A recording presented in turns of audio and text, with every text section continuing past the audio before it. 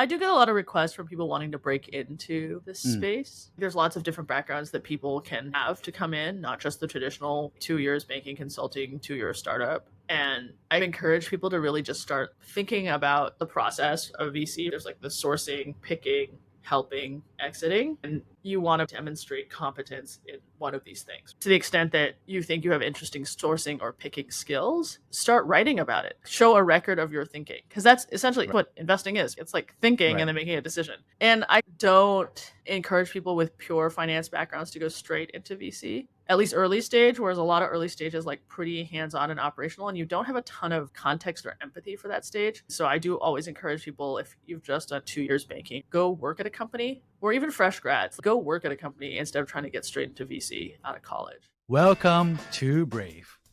Learn from Southeast Asia's best tech leaders. Build the future, learn from our past, and stay human in between.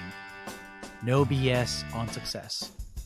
I'm Jeremy Au, venture capitalist, serial founder, Harvard MBA, science fiction nerd, and dad of 2 daughters.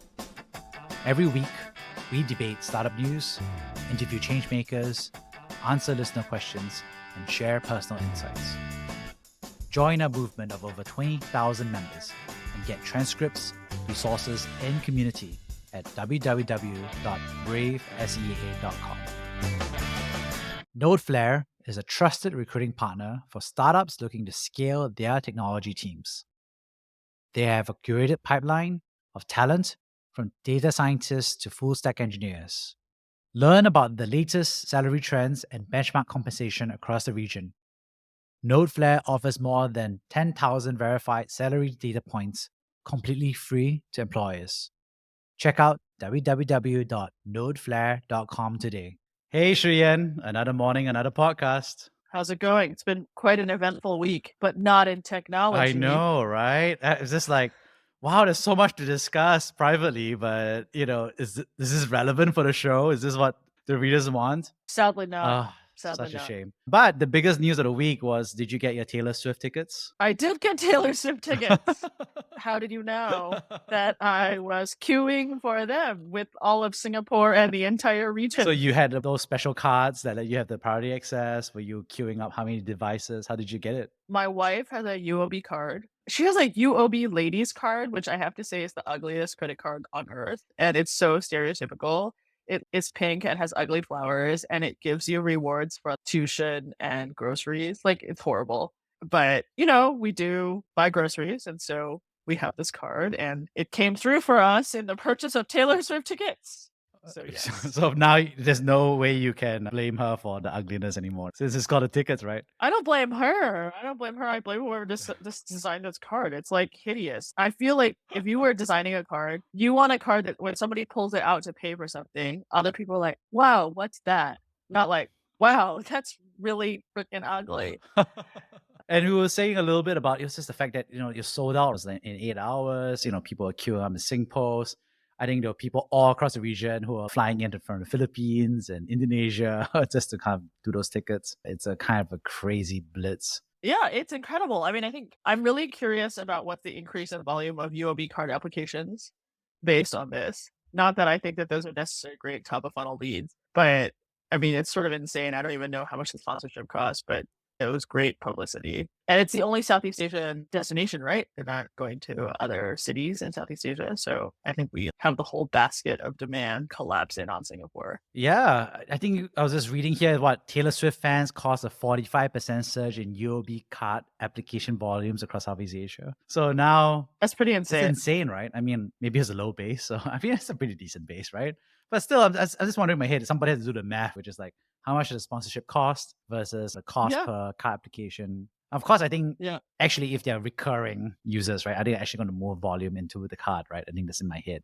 And I think it's underappreciated because you can buy the card just to kind of get the Taylor Swift tickets.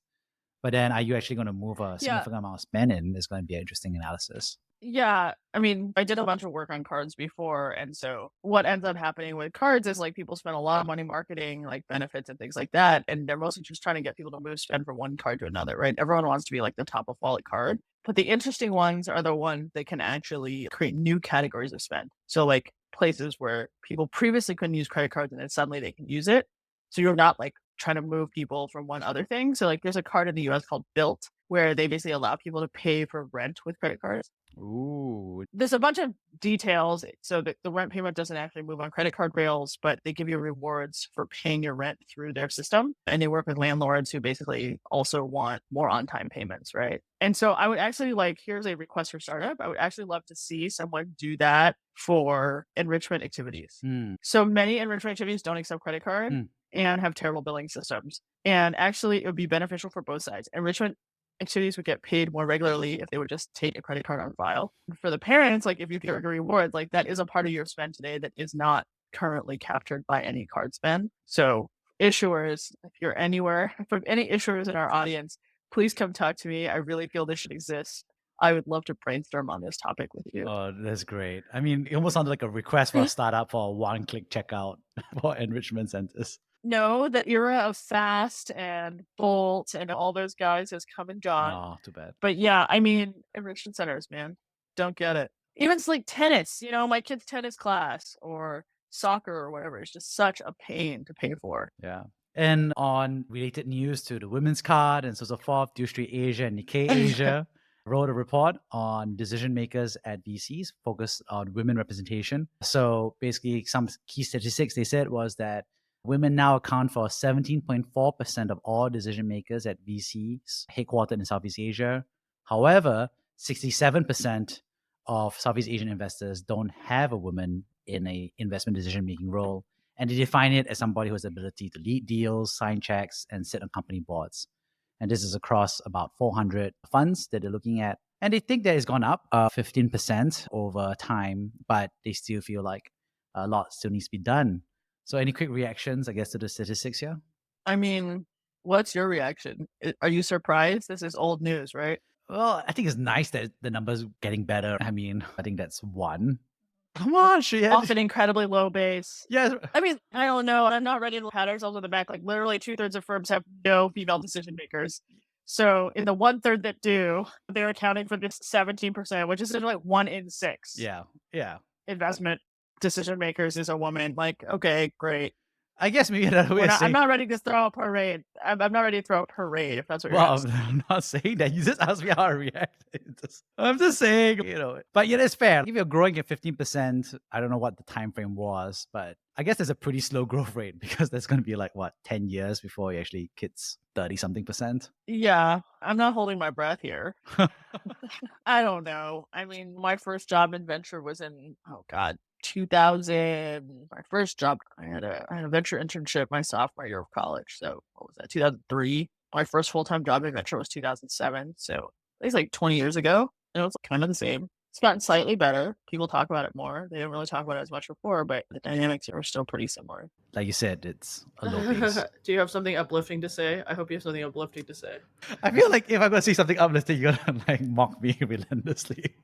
I mean, it is kind of the basis of our relationship, but no, yeah. I mean, I don't know. It is what it is, which is the numbers aren't great. It's probably reflective of finances and industry as a whole. But I think another part of it is that it's a sort of cottage industry, right? So it isn't like it's something that has really established pipelines. And so when you think about what the pipelines are, which is investors from other firms, the other firms already didn't have many women. It's successful entrepreneurs. Well, entrepreneurs as a whole tend to be male dominated. So that also is a pool that is skewed. Or people who kind of grew up in the industry, they started as associates and kind of worked their way up. Well, there's just not that many of them because, for a long time, there just weren't that many firms. I think the stat, we talked about this before, right? Which is 80% of the money being managed today is by funds that haven't been in existence for more than 10 years. Right. So if you just think about what the top of funnel feeders are, there's just not that many and it's a really small pool. So you kind of get this crazy stuff. I mean, I think on the optimistic front, the things that I would say that should cheer us is more women are starting their own firms. So rather than sitting around waiting to be promoted by all male partnerships, they're like, I'm going to go start my own firm. Some of these growth and crypto firms were started by women. So Mary Meeker's fund. There's a new 2 female GP fund just started by Jess Verley and April Underwood from Twitter. I think just announced last week. So I think that's the way that change is going to happen. More people are just willing to do that. And with more attention to it, their LPs are saying hey, I want to allocate to that. I think the second thing is with the growth of syndicates and angel investing, there are people coming up through that path, which was not as common, I would say 10, 15 years ago, where I can be a value added angel. I can put together syndicates of 100, 150K, and I can build track record that way. And then I can roll that into building a fund. So I think those are kind of like the bright sides of it, but that's all I got. Okay, well, talking about VCs who've come to set up their own funds, we do have, for example, a quote here from Valerie Vu, Ansible Ventures. She was previously on podcast twice on bravec.com. She said, in the past, male VCs rejected startups such as Pinterest, Stitch Fix, and Bumble because they didn't feel excited or connected to the problem being solved. This highlights the importance of diversity in thoughts and experiences brought by female investors. So this is a quote on Nikkei Asia. Just want to get your reaction to that, Shiyan. Yeah, I mean, I think that's true, which is like the Stitch Fix founder is a friend of mine. We went to school together, and she had a really tough time raising, even though she had a great business. She was super savvy. She herself had worked in venture before. She went to Stanford undergrad, Harvard Business School. Like, she had every advantage in the book, and it was still hard for her. Right. So that's totally true. I think often when people can't really understand the customer or the problem, they're kind of like, oh, the market's too small. Right. I think there's some topics that people are like uncomfortable with. Like, I remember a friend was pitching a startup that could do a lot of diagnostics through menstrual blood. Yeah. And basically she was just like, the moment I said the words menstrual blood, you could see the entire investment committee being like, like, don't want to talk about this. And they'd be like, is the market big enough? And you're like, I don't know. Half the world, they menstruate. Is the market big enough? So yeah, I mean, I think that that's true. But I think people also realize that, and they're trying to start actively working through their blind spots and trying to get better perspective on those things. So I think the same thing is true for it is particularly true for where the female is the end consumer, and people may not understand the customer journey or the pain point as well. But this thing also exists for other blind spots. Like, you're from a developed market. It's really hard to understand why emerging markets have certain types of purchasing behavior. Right. And vice versa. And so I would agree with Valerie's comments. Yeah, I think we was looking at a company that was basically looking at groceries, and so talking about helping intermediate the relationship between wet markets and households. And turns out all the decision makers are homemakers in Indonesia for this. So it was like 95% was the numbers. So a big part of the reference check process and customer check process was basically talking to homemakers to say, like, how and would you buy this, and what's your purchase decision, et cetera, et cetera. But, there's a very hot category, but there's a good example where, for example, being understanding or being familiar with what it's like with the customer target is really important. And that's one aspect of it, but there are many other aspects. I was in childcare, so that was an interesting category. My last company in education tech. So a lot of them are women decision makers, honestly, as part of the purchase decision that we're working with.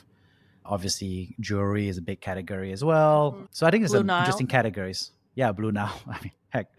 Making money, you have made blue money. You have made good money in Blue Now. Oh, yeah, for sure. Exactly. Oh, for sure. Yeah. Buy diamonds at Costco.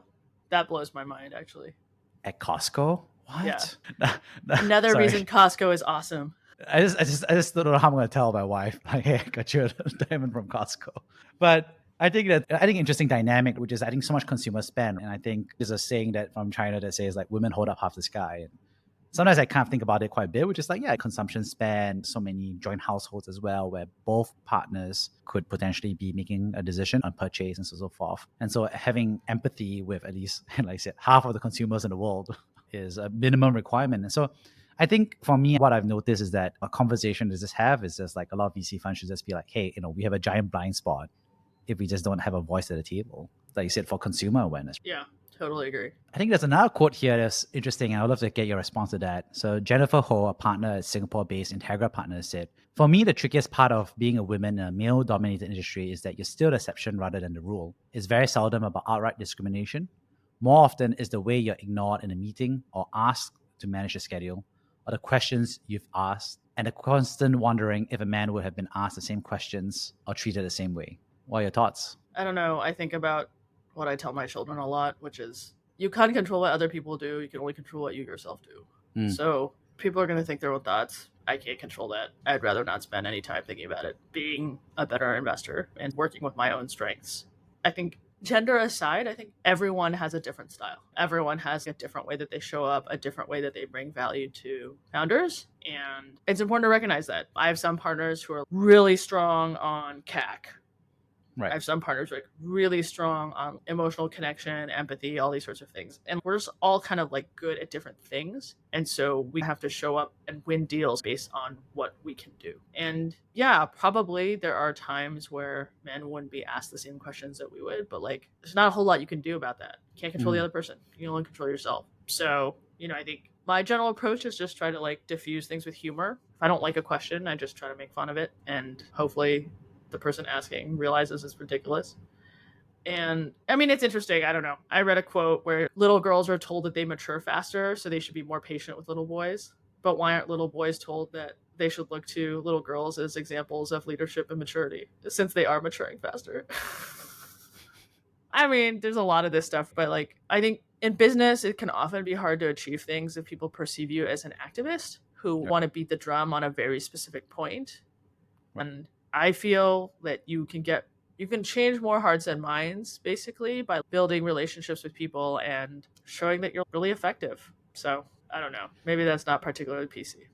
I mean, I think it's fair, right? I think the question is, there's a way we look at the structures, and then also we look at it from an individual perspective. What can you control versus what can you not control? I don't know. That I think as well. I mean, I think from a structure perspective, like things that we do, which is like, hey, we started our own firm. We have 2 out of 3 GPs are women. We really try to strive for unbiased, open application process. It's not a warm intro required type of deal. And if it's someone we know personally, we try to ask someone else on the investment team to evaluate it, right? We try to remove bias from all parts of the system. And that's like kind of our part of the universe that we're trying to make as fair as possible. But that kind of goes back to like, what's the zone of stuff that you can control? And I think, we want to try to like promote other women, suggest other women for speaking spots, make introductions for them, do all that kind of stuff. But at the end of the day, like there's a bunch of stuff that we're not going to be able to control, and I can't spend too much time thinking about that. Yeah, I think that's true. I think panels and representation is important. So I remember I was on a panel, it was all guys for angel investors, and I wasn't the organizer, I just showed up. But then I got feedback from several friends to be like, hey, you're on this panel, you're speaking, and it was all guys. And I was just like, okay, now I know. And so I think there's been a few times now where I'm just part of, and I just send a message to the organizer. I'm like, could we at least have a female representative on this panel and just have that conversation? Thank you for being an ally, Jeremy. I appreciate it. But I think the other aspect of that is like sometimes you get added to these panels and then all they want to do is ask you questions about being a woman when the panel is about being an investor. Ooh, how do you feel about that, Shiyan? I don't like it. Shocker. You'd be like going after Jeremy and be like, how do you feel about being Asian? Yeah, like what if I was like, Jeremy, how does it feel to be an Asian investor? And what would your answer be? Jeremy, how does it feel to be an investor of black hair and short, right? I mean, I don't know. Do you spend any time thinking about being an Asian investor? Well, I mean, there's a symbolic value, right? So I think you have to serve that role of being representation. I mean, I experienced that to some extent. I was an Asian founder in the US. I was considered a minority from the perspective of accounting, from a fund perspective, and so forth. Yeah. And my co-founder, she's a woman as well. So I think I shared before, so VC was like, oh, that's great. We can count you in our diversity metrics twice. Yeah. Oh, God. Did they say that out loud? They're like, oh, no, I have to think that out silently. Loud. Yeah, I know. So it's like Caucasian female co-founder and be Asian male. And then they're like, oh, it's great. Yeah. You both love education. And I was just like, sorry. Like the files, download file memory, core memory. Just like, okay. Oh boy. But I mean, what was I going to do at that point of time, right? I'm just going to be like, yeah, great. Can we talk about the pitch? And, hopefully it's helpful if I laugh and play along. Yeah, well. Yeah, but I mean, I think there's different tiers. So okay, I think things are slowly getting better. I think I'll say, well, I have to say something optimistic now because you asked me to do it for which you'll mock. But I would say that I think one thing I'm starting to notice is that I think if there's really bad behavior, I think it's starting to come up. It's becoming more obvious that it's wrong and people talk about it. I think that's there. I've heard bad stories about inappropriate behavior and then people are talking about it and they get penalized. I've seen actions by VC funds to ding the various folks and make sure there are the right follow-ups, for example. Yeah. Like inappropriate workplace relationships and so forth. I think that's improving, right? Yeah. I would say, yeah, that's probably true. I think the sort of Me Too movement has empowered people to basically call stuff out, bad behavior more. Right. And I think that's definitely like, what is it? Sunlight is the best disinfectant. Great. So it brings more focus on people's behavior and being like, hey, that is so unacceptable. That is so unacceptable. That's really kind of the phrase. Yeah. So I think that's true. Did you ever have to do sexual harassment training when you were in the US? So, okay, I got an interesting story here, right? Which is, in a startup, you need to have these like workplace posters, and then you buy one of those one page so they can fill out everything so that it's like all done. And then obviously you do training with each of those panels, right? And you write it down. And then I always remember that there was this section that they had, which was like, in X situation, you need to report to the fire marshal, right? Then you write the name, who the fire marshal is. And then there's a line for like sexual harassment officer. And then I had to write my name, but I was like, shouldn't it be like sexual harassment reporting officer rather than sexual harassment officer?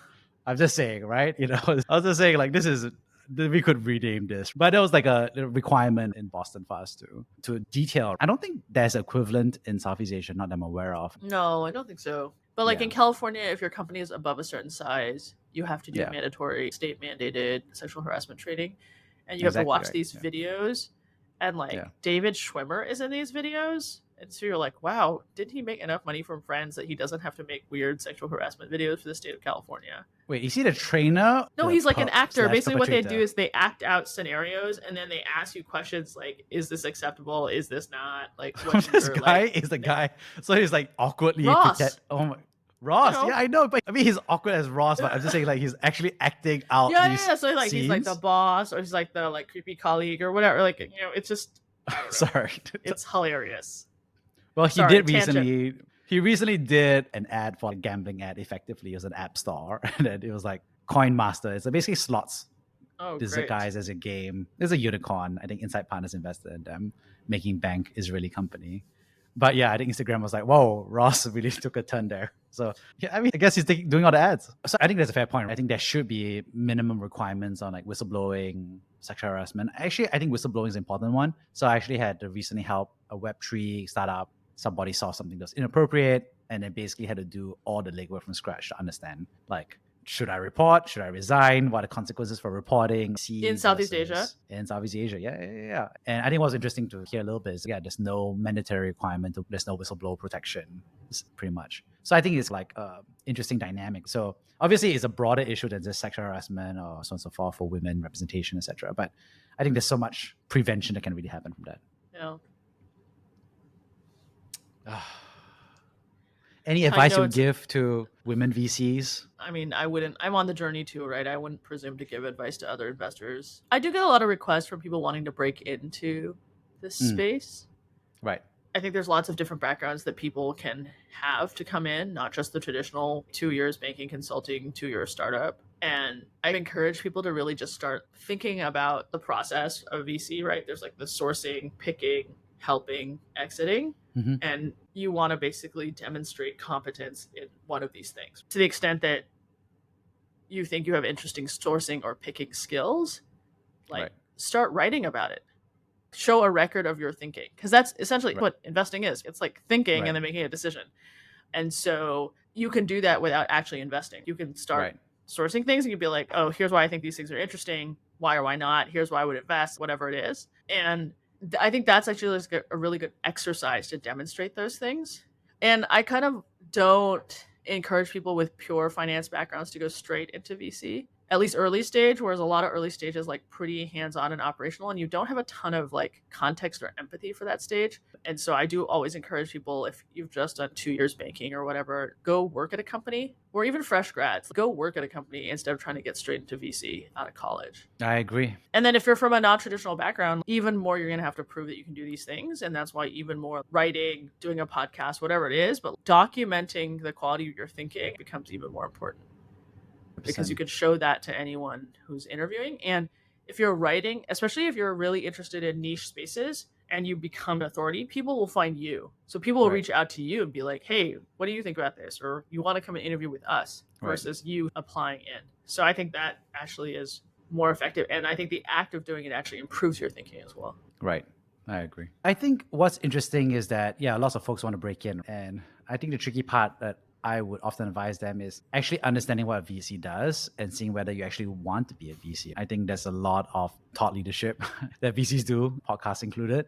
But I think being thoughtful about actually whether you want to do that, whether you want to take meetings with lots of different folks, whether you want to do that picking dynamic to actually help them, the timeframes, the economics of what it actually looks like it's non-obvious. I think you really have to shadow someone to really see and understand what they're doing. And it can be an exhausting job. And I think one thing I heard recently was just talking to a whole bunch of junior VCs across the region, and a lot of them are exhausted because right now it's a bear market. They're not doing a lot of deals, or they've been effectively not doing deals for 6 months or 9 months across as a firm. And then so they're not doing enough work. They're just doing a lot of meetings, doing a lot of conversations, writing a lot of memos, but they're not actually doing deals and actually helping the founders. And that's very frustrating. And so I've heard of many junior and middle folks who are saying like, maybe we should rotate back out into startups or operator life again. Yeah, you have to like the job. Oh, the other thing I tell people is it takes a long time to figure out whether you're any good. Yeah. And some people just, it's really frustrating. In an operating role, every week, you kind of know what revenue is. You're like, did I make my number? Yeah. Did I not? Is it working? Is it not? And I think with venture, it's like 5 to 7 years. Yeah. And you're like, you don't know. There's some intermediate milestones, but you kind of don't really know for a while. So you have to enjoy the process because the outcome is unknown. And I think that indeterminate outcome can feel really scary to people. Yeah, I think you get to look good because as a VC, your job is to meet people, be on panels and speak, and that's part of the job. But whether you are good at a job, jury's still out, right? I think. Yeah, and a lot of it is luck. And, my mom says better to be lucky than smart, so I'll take it. But what cycle were you in? True. How much dry powder you had at that point in the cycle? How did you deploy it? So that stuff all matters. Yeah.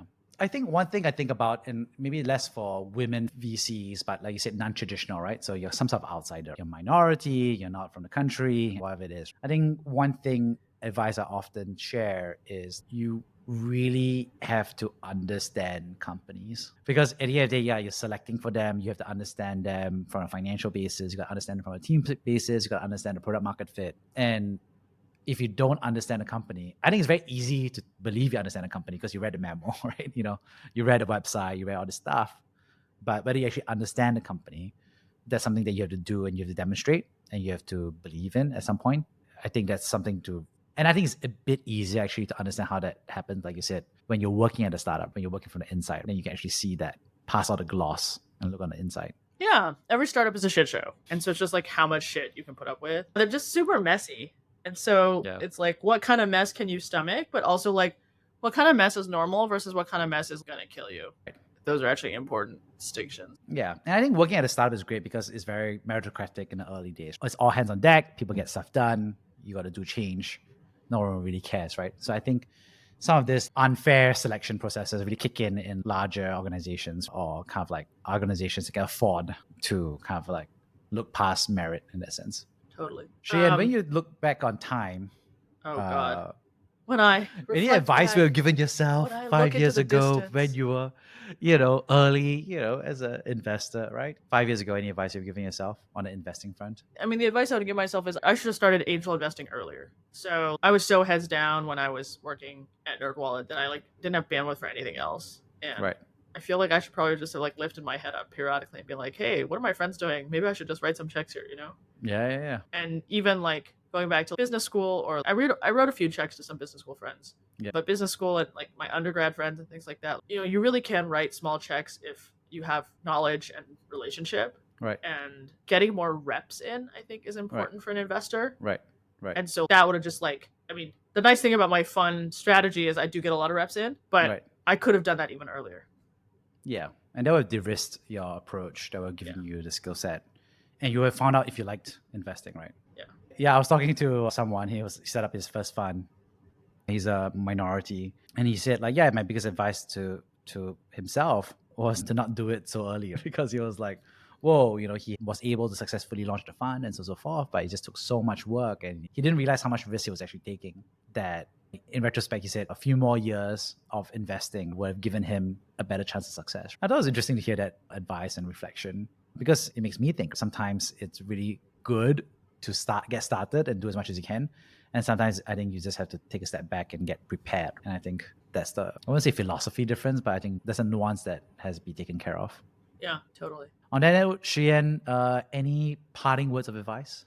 I don't know. I always feel awkward when people ask for advice. It's like, what do I know? We're just all trying to do our best here. But I mean, I think having a conversation, really reflecting on whether you like the work, as you said, Jeremy, I do think that they're important. And I think people probably don't spend enough time on that. Yeah. For me, I 100% concur with Shiyan. So now that you said that, I think I have to do to my number 2 is do the math. I think it's obviously you have to meet the founder, believe in the founder, but you got to do the math on market size, the product market fit, acquisition costs. Let's do the math. Because if you do the math, I think you're better than a good chunk of investors out there, actually. And so I think that's an easy way, if you're comfortable doing the math, to just be thoughtful about putting the numbers in writing and just saying, hey, do I believe this? What do I have to believe? What do I not understand? What do I have to believe in the future? And I think there's a huge value add to the founder when you have that conversation with them openly, but also it's a great way for you to better differentiate between which are the good companies versus the great companies. Totally. On that note, peace out and see you next week, Shiyan. See you next week. Thank you for listening to Brave. If you enjoyed this episode, please share the podcast with your friends and colleagues. We would also appreciate you leaving a rating or review. Head over to www.bravesea.com for member content, resources, and community. Stay well and stay brave.